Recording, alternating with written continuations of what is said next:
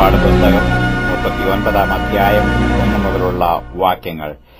യഹോവ മോശയോട് കൽപ്പിച്ചതുപോലെ അവർ നീലനൂൽ, ധൂമ്രനൂൽ, ചുവപ്പുനൂൽ എന്നിവ കൊണ്ട് വിശുദ്ധ മന്ദിരത്തിലെ ശുശ്രൂഷയ്ക്കായി വിശേഷ വസ്ത്രവും അഹരോന് വിശുദ്ധ വസ്ത്രവും ഉണ്ടാക്കി. പൊന്ന്, നീലനൂൽ, ധൂമ്രനൂൽ, ചുവപ്പുനൂൽ, പിരിച്ച പഞ്ഞിനൂൽ എന്നിവ കൊണ്ട് ഏഫോദ് ഉണ്ടാക്കി.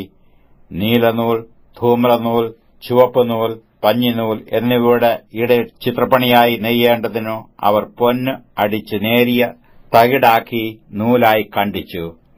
അവർ അതിന് തമ്മിൽ ഇണച്ചിരിക്കുന്ന ചുമൽക്കണ്ടങ്ങൾ ഉണ്ടാക്കി അത് രണ്ടു അറ്റത്തും ഇണച്ചിരുന്നു. അത് കെട്ടിമുറുക്കുവാൻ അതിന്മേലുള്ളതായ ചിത്രപ്പണിയായ നടുക്കെട്ട് യഹോവ മോശയോട് കൽപ്പിച്ചതുപോലെ അതിൽ നിന്ന് തന്നെ അതിന്റെ പണി പോലെ പൊന്ന്, നീലനൂൽ, ധൂമ്രനൂൽ, ചുവപ്പുനൂൽ, പിരിച്ച പഞ്ഞിനൂൽ എന്നിവ കൊണ്ട് ആയിരുന്നു. മുദ്രക്കൊത്തായിട്ട് ഇസ്രയേൽ മക്കളുടെ പേർ കൊത്തിയ ഗോമേദക്കല്ലുകളെ അവർ പൊന്തടങ്ങളിൽ പതിച്ചു. യഹോവ മോശയോട് കൽപ്പിച്ചതുപോലെ അവൻ ഇസ്രയേൽ മക്കൾക്കു വേണ്ടി ഏഫോദിന്റെ ചുമൽക്കണ്ടങ്ങളിന്മേൽ ഓർമ്മക്കല്ലുകൾ വെച്ചു. അവൻ ഏഫോദിന്റെ പണി പോലെ ചിത്രപ്പണിയായിട്ട് പൊന്ന്, നീലനൂൽ, ധൂമ്രനൂൽ, ചുവപ്പുനൂൽ, പിരിച്ച പഞ്ഞിനൂൽ എന്നിവ കൊണ്ട് പതക്കവും ഉണ്ടാക്കി. അത് സമചതുരമായിരുന്നു. പതക്കം ഇരട്ടിയായി ഉണ്ടാക്കി. അത് ഒരു ചാൺ നീളവും ഒരു ചാൺ വീതിയുമുള്ളതായി ഇരട്ടയായിരുന്നു. അവർ അതിൽ 4 നിര രത്നം പതിച്ചു. താമ്രമണി, പീതരത്നം, മരതകം ഇത് 1-ാമത്തെ നിര. 2-ാമത്തെ നിര മാണിക്യം, നീലക്കല്ല്, വജ്രം. 3-ാമത്തെ നിര പത്മരാഗം, വൈഢൂര്യം, സുഗന്ധിക്കല്ലു. 4-ാമത്തെ നിര ഗോമേദകം, പുഷ്പരാഗം, സൂര്യകാന്തം. അവ അത് തടത്തിൽ പൊന്നിൽ പതിച്ചിരുന്നു. ഈ കല്ലുകൾ ഇസ്രയേൽ മക്കളുടെ പേരുകളോടുകൂടെ അവരുടെ പേർ പോലെ 12 ആയിരുന്നു. 12 ഗോത്രങ്ങൾ ഓരോന്നിന്റെ പേർ അവയിൽ മുദ്രക്കൊത്തായി കൊത്തിയിരുന്നു.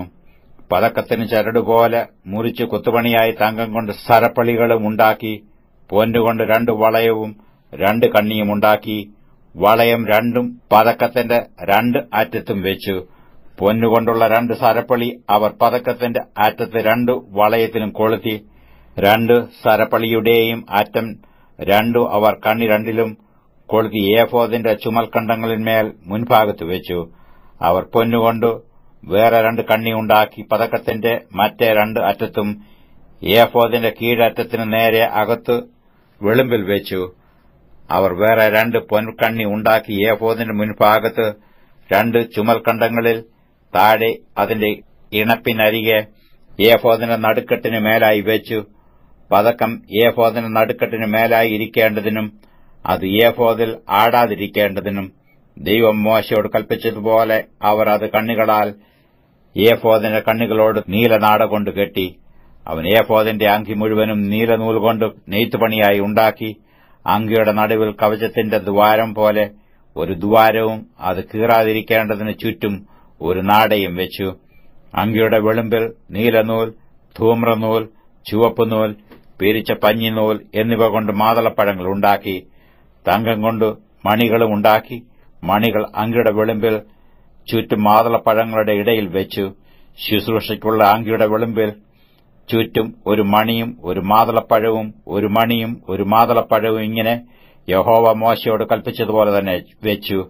അഹരോനും പുത്രന്മാർക്കും പഞ്ഞിനൂൽ കൊണ്ട് നെയ്ത്തുപണിയായ അങ്കിയും പഞ്ഞിനൂൽ കൊണ്ട് മുടിയും പഞ്ഞിനൂൽ കൊണ്ട് അലങ്കാരമുള്ള തലപ്പാവും പിരിച്ച പഞ്ഞിനൂൽ കൊണ്ട് കാൽച്ചട്ടയും പിരിച്ച പഞ്ഞിനൂൽ, നീലനൂൽ, ധൂമ്രനൂൽ, ചുവപ്പുനൂൽ എന്നിവ കൊണ്ട് ചിത്രത്തയ്യൽ പണിയായ നടുക്കെട്ടും യഹോവ മോശയോട് കൽപ്പിച്ചതുപോലെ തന്നെ ഉണ്ടാക്കി.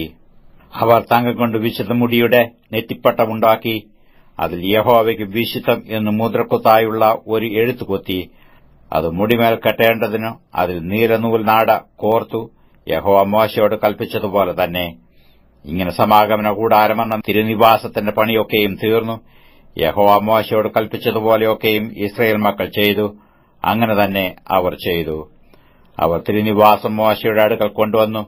കൂടാരവും അതിന്റെ ഉപകരണങ്ങളൊക്കെയും കൊളുത്ത്, പലക, അന്താഴം, തൂൺ, ചുവട്, ചുവപ്പിച്ച ആട്ടുകോറ്റൻതോൽ കൊണ്ടുള്ള പുറമൂടി, തകശുതോൽ കൊണ്ടുള്ള പുറമൂടി, മറയുടെ തിരശീല, സാക്ഷ്യപെട്ടകം, അതിന്റെ തണ്ട്, കൃപാസനം, മേശ, അതിന്റെ ഉപകരണങ്ങളൊക്കെയും, കാഴ്ചയപ്പം, തങ്കം കൊണ്ടുള്ള നിലവിളക്ക്, കത്തിച്ചു വെപ്പാനുള്ള ദീപങ്ങൾ, അതിന്റെ ഉപകരണങ്ങളൊക്കെയും, വെളിച്ചത്തിനു എണ്ണ, പൊന്നുകൊണ്ടുള്ള ധൂപപീഠം, അഭിഷേക തൈലം, സുഗന്ധധൂപവർഗം, കൂടാരവാതിലിനുള്ള മറശ്ശീല, താമ്രം കൊണ്ടുള്ള യാഗപീഠം, അതിന്റെ താമ്രജാലം തണ്ട്, അതിന്റെ ഉപകരണങ്ങളൊക്കെയും, തൊട്ടി, അതിന്റെ കാൽ, പ്രാകാരത്തിന്റെ മറശ്ശീല, തൂൺ, അതിന്റെ ചുവട്, പ്രാകാരവാതിലിന്റെ മറശ്ശീല, അതിന്റെ കയറ്, കുറ്റി, സമാഗമന കൂടാരത്തിന് തിരുനിവാസത്തിലെ ശുശ്രൂഷയ്ക്കുള്ള ഉപകരണങ്ങളൊക്കെയും, വിശുദ്ധ മന്ദിരത്തിലെ ശുശ്രൂഷയ്ക്കായി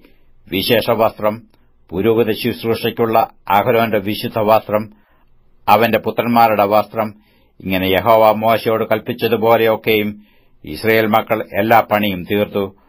മോശെ പണിയൊക്കെയും നോക്കി, യഹോവ കൽപ്പിച്ചതുപോലെ തന്നെ അവർ അത് ചെയ്തു തീർത്തിരുന്നുവെന്ന് കണ്ടു. മോശെ അവരെ അനുഗ്രഹിച്ചു.